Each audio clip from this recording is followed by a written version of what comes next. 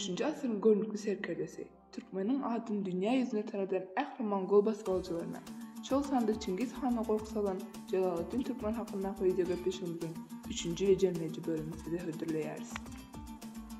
Geçen sanymyzyň ahyrynda Alaýeddin Muhammed Şanyň Hazar dengiziniň Abeskun, ýagny Aşyr adasynda aradan çykanlygy bardy. Şeýle hem onuň ejesi Türkan Hatun, hem de aýalardyr çağlaryň Mongollaryň eline ýetip düşendigi we helak bolandyklary bardy bildirdik. Atasy Muhammed Şanyň ömrüniň ahyrynda, ýagny 1220-nji ýylda özüni Beyk Harizm Şahy döwletiniň şahsy hökmünde bellemegini seretmezden, Iqbal ýaş Jalalyddin onuň ýene-de has ýowusynalar taýinlapdy. Oňa paýtagtda oturup, Harizm topraklaryna bir wagt şöhratly döwletini eda etmek batmy esir etmedi. Jalalyddin Memburun ýurdun hökümdarlygyna bellenenden soňra destine paýtagda barýar. Miras düşerligiň Jalalyddin Memburuna berilendигini eşiten halk onu şadlyk we umyt bilen garşylapdy. Çünki olar Jalalyddin gaýdusy serkerde hem de adalatly şahitliginde tanaýardy. Taryhy maglumatlaryň şahitlik etmegine görä, şol mahallar onuň ýanynda bary ýoly 70 oğlay aklına körüpdir. Emma paýtagtda doganlary Ozal Şanyň we Ak Şanyň bundan birnäçe ýyl öň atasynyň beren tentine ıgraryk etme, tersine dil düşüp janyna hak etjek bolýandyklaryny oňa ýakyn adamlardan biri habar berýär. Gurunji özüniň dowduk mekany we watan hökmünde görýän Jalalyddin bu habary eşitip gatyk ynandyr. Şeýle diýipdir: "Men bu iç janlar we möýler meslenine öwrülen şaharda ýekejegin hem durmuryn." Şeýdip ol gysgaly ýagdaýda özüne wefaly demir mälim 360-syny hem ýanyna alýar. Ya gadim Gurunjdan çykyp Günarta tarap gaýdýar. Gurunjdan gaýdan Sultan Jalalyddin atynyň jylygyny Harasana tarap öwrýär. Az wagtyň içinde ol Garaowlyň içinden geçip Nusaýa baryp ýetýär. Sultanyň öňe goýberen antoçulary köpetden etene nätan şekilde öýlerin gurlandygyny, 700 oğlay atlynyň düşlendigini habar berýär. Olaryň Mongollardan aňşyran Jalalyddin öz goşuny bilen bile gelişine gapuw eten düşmanyň üstüne duýdansız çözýär we olar derbi dawam edýär. Sonra bolsa Mongollaryň dyş duran atlaryna atlanyp Nişapura tarap ýola düşýär. Bu ýerde Sultan Jalalyddin geljekki çakmaşyklara taýýarlyk görüp başlaýar. Harizmlerden aman sıpan sağıncı Mongol atlısı Çingiz Han'ın yanına kaçıp barýar. Döwrüň taryhçylarynyň belleşi ýaly ilkinji gezek musulmanyň kılıcı Mongol hanydan ýurupdy. Bu ilkinji ýeňiş ul ähmiýete eýe bolup, ol yerli halkda bu ganyň düşman näde derejede güçlü we aralaç bolsa-da, onuň bilen görüşüp öz watanyň gorap boljak ekeninden ynam döredipdir. Bu wakany eşiden Çingiz Han bahar gazabyny ýer we Harasana tarap ýöreten Mongollaryň saýlaman ökörlerinden düzülen goşunyny ýollar. Bu goşun Garaowlyň çölünden geçip gelýärkä, ýolda Jalalyddine kulak salman, öz başlak ýürüşe geçen doganlar Ozal Şany hem de Ak Şanyň goşuny Mongollar tarapyndan duzağa düşürilýär we şahzadalar öldürilýär. Jalalyddin Memburun olsa ilkinji ýeňişin tagamyny alypdy. Indi Mongol basbalçylaryna garşy soňra çelli görüşmeni ýüregine dökdi. Watanyň düşmanyny dol azat etmek özüne maksat edilen Türkmeniň gaýdusy Mehmet oğlay hepsine goşun birikdirmek uğruna çykar ve 1220-nji ýylyň fevral aýy boýunça çar tarafa çapar ýollar, yerli hanlary hem de beýleri at hesaplary bilen özüne goşulmagy çagyrýar. Emma Mongol çağlary hemme ýerde ýygyşyp berdi we bu habar eşiden Mongol hany Jalalyddin ilgi derli izlenemar ve onuň goşun toplamagyna täsir bermegi taşydy. Wagtyň çäkildigini göz etiren Harizm Şah tesine Gazny şaharyna uğraýar. Kandagaryn ýakynlarynda onuň goşunyna Kakasy Muhammed Şanyň dogan oglan bolan Emin Elmülk özüniň 40 000 atlysı bilen goşulýar. Bahar etenlerinde Jalalyddinin hem de Emin Elmülk'ün goşuny Kandagar wagtyny galyba almagy taýýarlyk görýän Mongol goşunyň üstünden barýar ve 3 gece gündüz dowam eden çakmaşykda Mongollar ýene-de ýeňişe sebäp edilýär. Bu habar hem de Çingiz Han'a baryp ýetýär ve döwrüň taýyçysy Anne Sewiňiň aýdyp geçmegine görä, endi Çingiz Han'yň kalybyna hakyky gorky aralaşdy. Mongol hany Jalalyddin ýolmak maksady bilen goşun üstüne goşun ýollardy. Bu ýagdaý hem öz gözlerine Mongol basbalçylarynyň beýlekerler etjek talançylyk ýörüşleriniň gaýra goýulmagyna ýetirýärdi. 1220-nji ýylda Jalalyddin Sultan Gazyna baryp ýetýär. Bu ýerde onuň 60 000 atlydan ibaret bolan goşunyna Balkhan emiri Azamy Mälik, yerli oğan taypalarynyň başlykany Muzaffer Mälik, Garlyk taypalarynyň serkerdesi Al Hasan, Şeýle-de Halaç taýpasynyň hany Seyfetdin öýrep öz nökerleri bilen goşulýar. Olaryň hersine 30 000dan gowrak uşujudan ibaret goşunlar bardy. Şeýlelikde Jalalyddin Türkmeniň taýgamlygyna 220 000 adamdan ibaret bolan söwüşçen goşun jem boldy. Ägir harby güýji öz eline alan gaýdusy Serkerde Gazna şäherinden çykýar we Varyan galasyny gawap duran Mongol goşunynyň üstüne çökýär. 3 gün dowam eden söwüşde Jalalyddin Şah Mongol Serkerdesi Mukaýjyň goşuny berip dowam etdi. Bu çatmışykda mundan gowrak atlyny ýitiren Mongollar Panjşer derýasyndan geçip arkasyna köpleri zordan amasypdyr. Ýüzüde ýeňişlerden ruhunan Jalalyddin Türkmen Çingiz Hana "Biziň söwüşmeli ýerimizi görkeň. Men sana şol ýerde garaşjakdyryn" diýip gysgaça hat ýazýar we çapardan ýollaýar. Hata alan Mongol hökümdary özüniň deregini öz doğan oğluny Şigi Kutuw noýany 45 000 atlysy bilen Jalalyddin üstüne ýollapdyr. Şeýlelikde asyrlaryň jümmüşinden Jalalyddin Türkmeniň edermenligi we gaýdusy serkerdeligi bardygan halk bilen meşhur taryh perwan çaknaşygynyň, ýagny ýene-de bir meşhur ady bolan 7 jürodak çaknaşygyň bolmalygyny ýetip gelýär. Şigi Kutuwynyň serkerdelik edýän Mongol goşunyna goşmaça güýç bolup, Takajyň hem-de Mülgarym 40 000 goly atlysi goşulýar. Şeýlelikde taryh maglumatlara görä, Perwanyň golaýyndaky Mongol atlylarynyň sany tahminan 90 000 barabar. Mongol basbalçylary bilen edermen Türkmen goşunynyň arasynda galan çaknaşyk tutuş 2 gün erteden akşama çeýin dowam edipdir. Birinji günüň dowamında Mongol atlylarynyň çalyşlary Jalalyddin töweremek aýalyklary ýerleşdirilen halet mokçularynyň ýagyş deýin gökden ýağýan peýgamber täpli çosuluk bilen tamamlandy we Mongol hatarlary epek terepdi.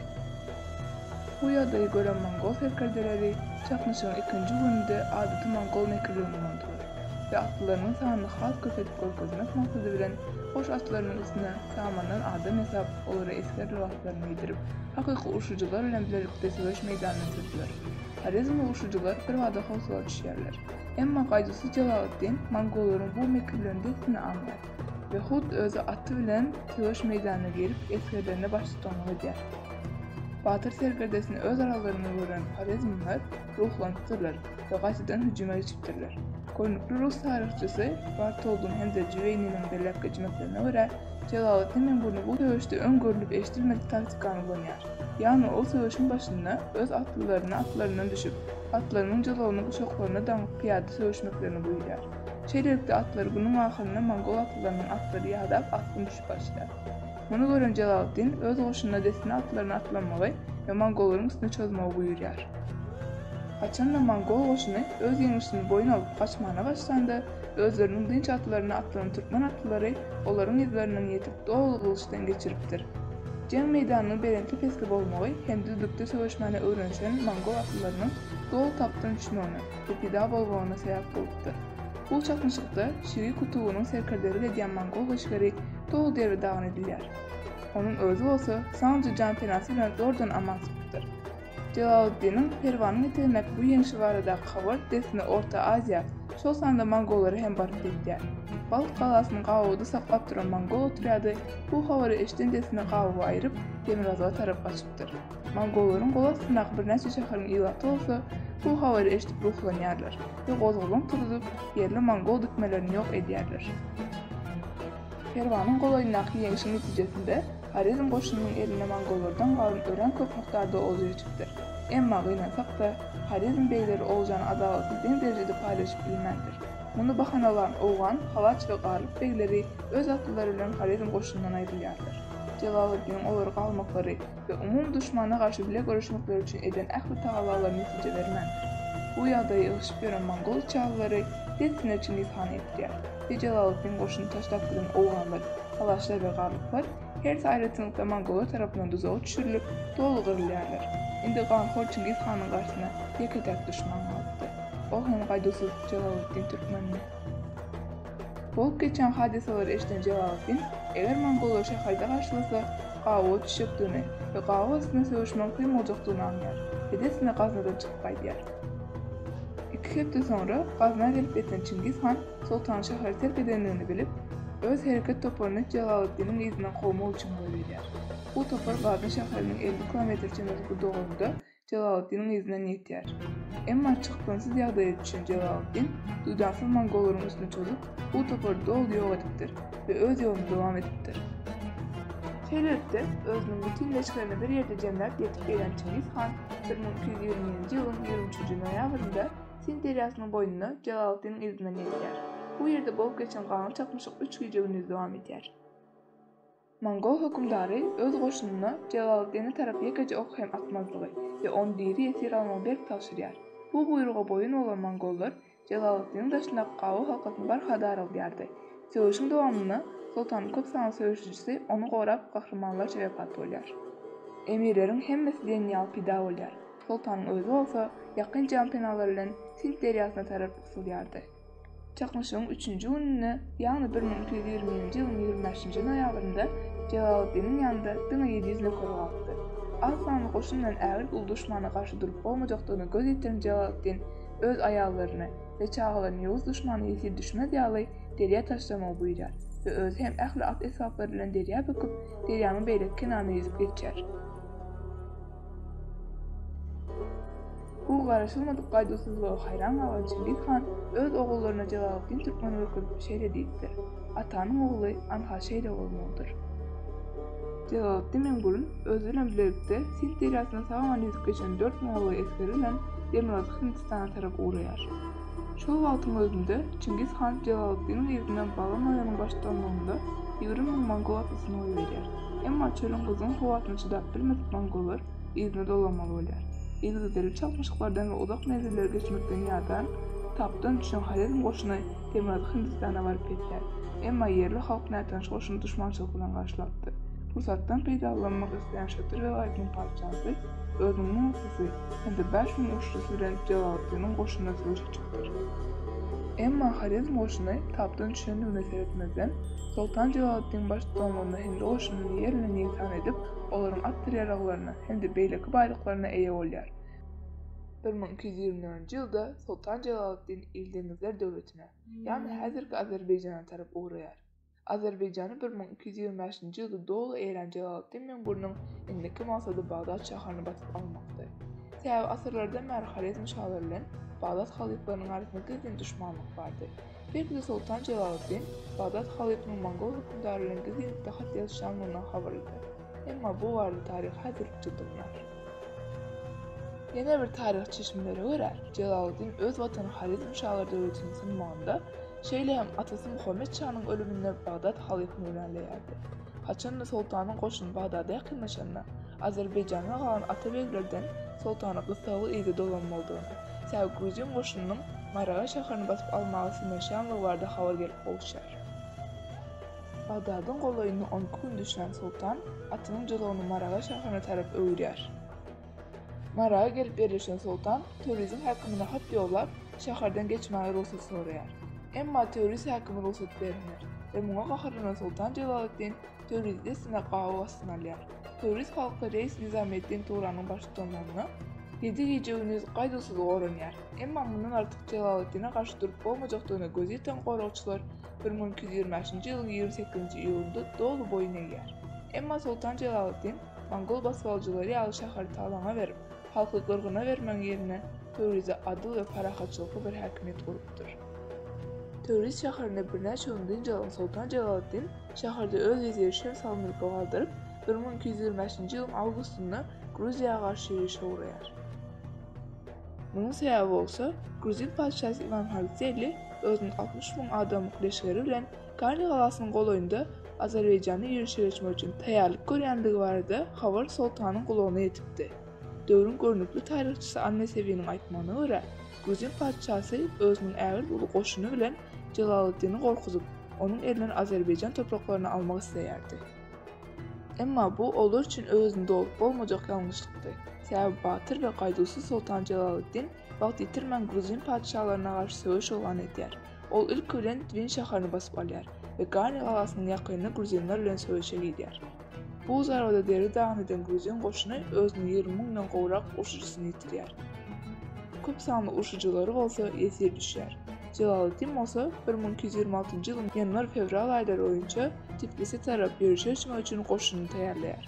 Ýol uğruna Genje we Somheti şäherlerini eýelen Sultan Jalalyddin Tiflis'e goýrandy Gruziýanyň padşasy Şahzenan Rusudana elçi bolup oňa öýlenmek isleýändigine, eger ol razy bolsa, Xarezm goşuny bilen Gruzin goşunynyň arasynda boljak galan çakışyklaryň öňüne alyp boljakdygyny aýdýar. Emma muňa boýun bolmadyk Rusudana Tiflis'e ulaqan goşun galdyryp öz maşgalasy bilen Kutaisi şaharyna gaçjar. Şeýdip gan döküşikli Tiflis söwüşi başlaýar. Bir näçe gün süren çakışyklardan soň Tiflis'te ýaşaýan musulmanlaryň kömegi bilen Xarezm goşuny Tiflis'e girmegi başarýar we 1226-njy ýylyň 9-njy martynda şahar ele geçirilýär. Esir üçin 10.000 eskeri islam dinini kabul etmek teklip edilýär. Emma muňa razy bolmadyk esirler doly kılıçdan geçirilýär. 1226-njy ýylyň iýun aýyna çenli Gündoğur Gruziýany doly eýlen Sultan Jalaluddin indi Azerbeýjanyň, Şirwanyň hem de Gruziýanyň hökümdary diýen ada eýe bolupdy.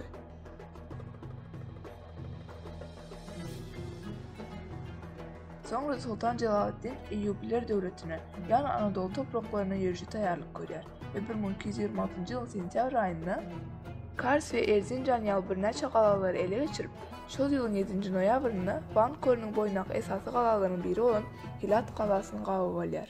Gabaw 40 gün dowam edipdir. Emma aýyl sowuklar sebäpli gabawy aýran sultan Töwrize gaýtyp gelýär.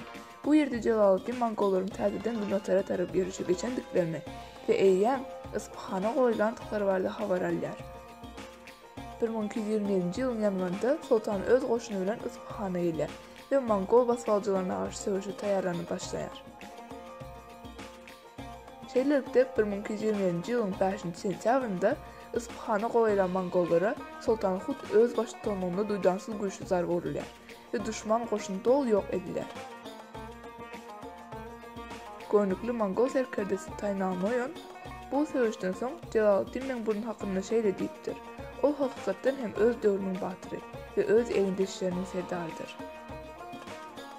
Mongollar ýene bir söwüş meýdanynda ýeňişe sezebar eden Jalaluddin Mengbur beýik Mongol hökümdary we ganym düşman Çingiz Hanyň ardan çykanlygy barada habar alýar we has hem ruhlanyp Azerbeýjana dolanyp gelýär we gaýtadan Gruziýany doly eýlemek üçin ikinji ýerişe geçýär.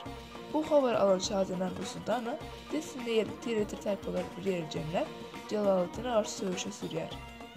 Bolnisi şaharynyň goýunda bolan söwüşde Rusudananyň goşunlary dawam edilýär ve Sultan Tiflis'i ikinji ýerlik eýlepdir. Gruzin goşuny ýeňişe sezebar eden Jalaluddin 1228-nji ýylda ikinji sapar Hilat galasyny gabaw alýar. Emma bu gezek hem tebigy şertler, ýani sowuk howa Xarezm goşunyna galany almagy päsgel berýär. Gahar gazaby bilen sultan öz goşunyny çar tarapa ýollaýar we Muş, Diyarbekir ýaly şaharlar talam edilýär. Günorta Gündoğur Anadolu'yun geçen sultan ýene Azerbeýjana dolanýar. Hilat galasyny ele geçirmek sultanyň bundan sonraki etjek ýürüşleri üçin ören wajypdy. Şol sebäpli ol 1229-njy ýylyň awgust aýynda 3-nji we soňky sapar Hilaty gabaw alýar. Bu gabaw edil 1,5 ýyl dowam edýär ve 1230-njy ýylyň 14-nji aprelinde Hilat galasy doly ele geçirilýär. Jalaluddin Mengburnun arşa galan at owazasy, onuň ýeňişleri we Xarezm goşunynyň güýçi goňşy döwletleri, esasan da Anadolu Seljuklu döwleti birinjig edýär. Hut şol sebäpli Seljuklu sultany Alaeddin Keykubatyň ýolbaşçylygynda Anadolu Seljuklu döwleti hem-de Eýubiler döwleti Jalaluddin Mengburnuna garşy koalisiýa, ýani birleşme döwredýär. Bagdad haliflary Jalaluddinin geljekde Bagdady ele geçirmekdiginden gorkanlyklary üçin bu birleşmeni oňa ellerinden gelen kömegi beripdirler. Olaryň gorkuşy ýaly Jalaluddin sultan Hilada eýlenden soňra öz nazaryny günorta tarap däldi, eýsem Gunatara tarap, ýani Malazgirde tarap öwrýär. Häzirki Türkiýe döwletiniň Demirgazynda, ýani Gara deňiziň boýuna ýerleşen Trabzon padşalygy hem Seljuklu döwletiniň garşysyna söwüş alyp barýardy. Şol sebäpli hem Trabzon padşalygy özüniň goşuny bilen Jalaluddin Mengburnuna kömek etmek üçin ýola düşýär. Anadolu Seljuk döwletiniň tabanyny Erzurum vilayatynyň emiri Rukneddin Jahan Şah Sultan Jalaluddin tarapyna geçer we mundan beýlek sultan bilen birlikde söwüşekdigine söz berýär. Şeýle hem ol Seljuklu döwleti bilen Eýubileriň güýçlerini birleşýändikleri barada Jalaluddin'e habar etdirýär. Onuň maslahat bermegi bilen Jalaluddin desine goşun jemläp Gunatara ýerişe geçmek isleýär. Emma sultanyň syrkawlamagy düşmany wagt gazandyrýar. Sivas galasynda birleşen koalisiýanyň goşunlary birlikde Erzinjana tarap uğraýar. Edil şol wagtyň özünde Harizm qoşunu Gündogordan Erzincan tarapy uğrayar. 1230-njy ýylyň 7-nji awgustunda Ýasyçeme diýilip adlandyrylýan düzlükde iki güýçli goşun garşylaşýar. Alaýdyň Keýkupatyň 3000 atlysyna garşy Jalalyddiniň özüniň 700 türkmen atlysyny çykarypdyr. Bu ilkinji çaknyşykda Seljuklu goşun ýeňişe sezebar bolar we gaçmaga başlaýar. Rukneddin Jahan Şah duşmany izarlamagy we dol ýok etmegi maslahat berse-de, Sultan Jalalyddin gaçan duşmany kowalamazlygy tapşyrýar we bu ýagdaý Seljuklu goşuny dol gyrylmakdan halas edýär. İki musulman serkerdanyň arasyndaky esas çaknyşyk bolsa 1230-njy ýylyň 10-njy awgustunda bolup geçýär. İki gece gündüz dowam eden bu çaknyşykda Jalalyddin goşuny ilkinjilik ýeňişe duçar bolýar. Söwüşde ýeňilendigine göz ýetiren Sultan Jalalyddin Hilat galasyna gaýtyp barýar. Jalalyddin ýeňişe sezebar eden Seljuklu hemde Eýýup goşuny onu izarlamagy edip bilmeýär. Täze Harizm şahlar döwletiniň söwüşçen goşunynyň asyrlardan beri dowam ýaňsylyp gelýän at owazysy olaryň ýüreklerine enten gorku salýardy. Tarihçi alymlaryň garaşyna görä, bu Ýasyçeme söwüşiniň netijesi şu wakalary ýol açýar. Birinciden, Harizm şahlar döwletiniň dol ýykylmagy. Ikinciden, Mongollaryň has takygy Çingiz Hanyň maksady amala aşdy. Ýani iki musulman döwleti biri düşman edilip, bunun netijesinde olaryň birleşip Mongol imperatorlaryna garşy durup biljek güýçli birleşmeniň döremeniniň öňüne alınmagy. Üçünciden, Anadolu Seljuklu döwletiniň tutýan meýdany häzirki Azerbaýjanyň, Gruziýanyň hemde Ermenistanyň araçaklaryna şerli artmagy. Dördünciden, Harizm şahlar döwletiniň sınmagy bilen Mongollar üçin Azerbaýjanyň üstünden Kavkaza, ýani Gruziýa, Ermenistana, şerli Anadolu, ýani häzirki Türkiýe topraklaryna aralaşmak üçin mümkinçilik göremegi. Beşinciden bolsa Anadolu Seljuklu döwletiniň ýykylmagyny başlamagy. Seljuklu sultany Alaýdyň Keýkupatyň talaby esasynda Hilat galasyny terk eden Sultan Jalalyddin Azerbaýjanyň Mugan vilayetine ýerleşýär. Sultan Jalalyddiniň Ýasyçeme çaknyşygyna ýeňişe sezebar bolanlygyny içalaryň üstüne habar alan Mongollar pursatdan peýdalanyp onu ýok etmek üçin Azerbaýjan tarap täzeden goşun toplap ýürüşe geçýärler. Haçanda Mongol basbalcylary 1231-nji ýylda Azerbaýjan topraklaryna agaryşyp başlanda Sultan Jalalyddin goňşy döwletleriň hökümdarlaryna çapar üstüne çapar ýollandyr.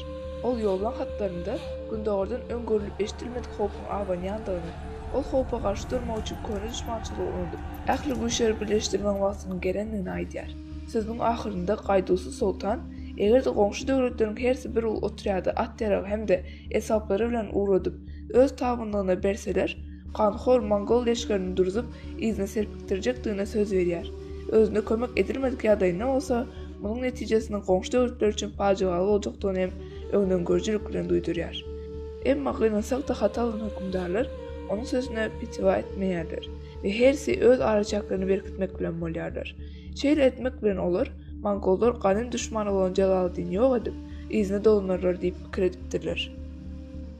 Goňşy döwletlerden kömek bolmajakdygyna göz ýetiren Sultan Jalalyddin öz günlerini Mugan dağlaryna aşykar bilen geçirýärdi. Mongollaryň has golaýa gelenini eşiten sultan, desini öz tabynyndaky ýerlere bölüp goýan az sanly goşunlaryny çapar goýberip, olaryň gysgaly Mugan düzlüğüne ýanamaklaryny tapşyrýar.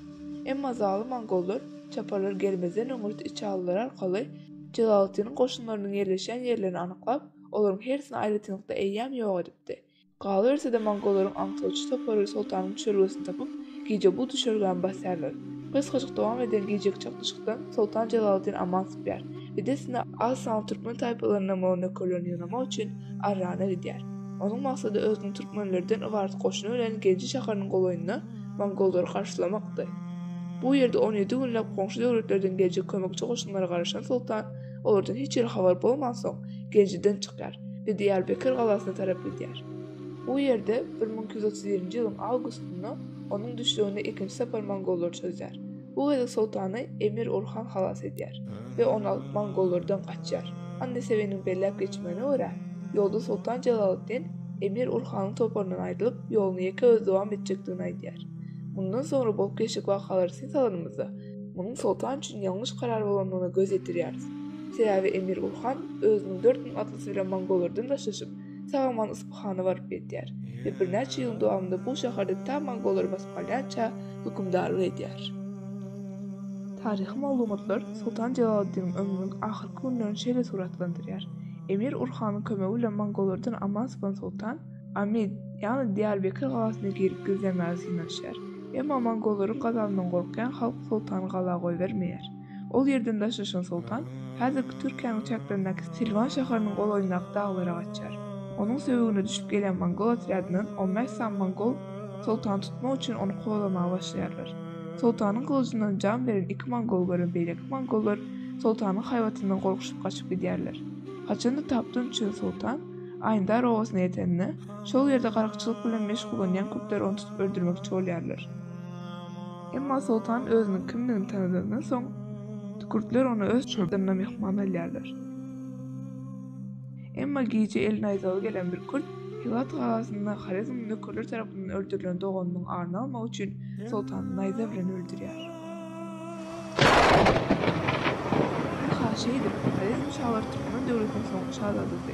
Dünýäni lerzana edip diýle çökdiren Mongol basbalçylaryny taryhda ilkinji gezek ýeňen, Mongol hanynyň hormatyny gazanan, Hindistanyň padşahlaryny gorka salan, Orta Aziýanyň, Kiçi Aziýanyň bir mawerin nahyryň hökümdary Jalalyddin Meňburun 1237-nji ýylyň takminan 17-nji awgustunda Çolukurt owasyny garaňky gijede bir çadyryň içinde 6 san näweli bir garaqçy Kürt tarapyndan öldürilýär.